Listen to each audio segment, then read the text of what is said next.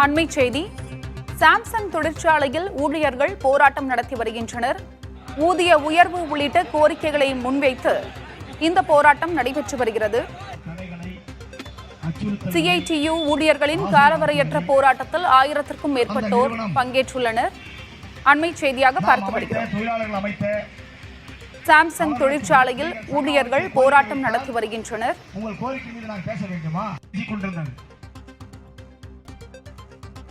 விவரங்களை வழங்குவதற்காக செய்தியாளர் கோகுலகிருஷ்ணன் இணைப்பில் இருக்கிறார். கிருஷ்ணன் சார், தற்பொழுது சாம்சங் தொழிற்சாலையில் ஊழியர்கள் போராட்டம் நடத்தி வருகின்றனர். என்னென்ன காரணங்கள் முன்வைக்கப்படுகிறது? அவர்களுடைய கோரிக்கைகள் என்ன?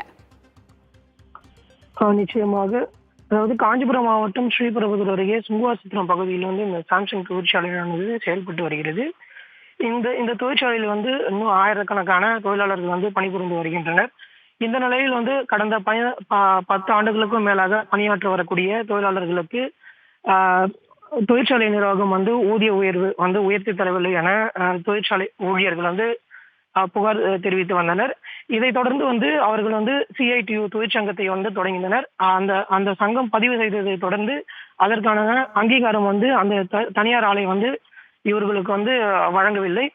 இதனை கண்டித்தும் அதே போல ஊதிய உயர்வு, தொழிற்சாலை அங்கீகாரம் உள்ளிட்ட கோரிக்கைகளை முன்வைத்து கடந்த வாரமே 9ஆம் தேதி அன்று போராட்டம் நடைபெறும் தனியார் தொழிற்சாலை ஊழியர்கள் தெரிவித்திருந்தனர்.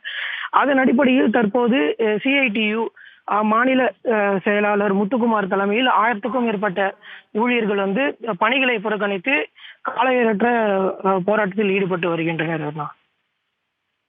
சாம்சங் தொழிற்சாலையில் ஊழியர்கள் ஊதிய உயர்வு உள்ளிட்ட கோரிக்கைகளை முன்வைத்து போராட்டம் நடத்தி வருகின்றனர். உங்களுடைய தகவலுக்கும் நன்றி.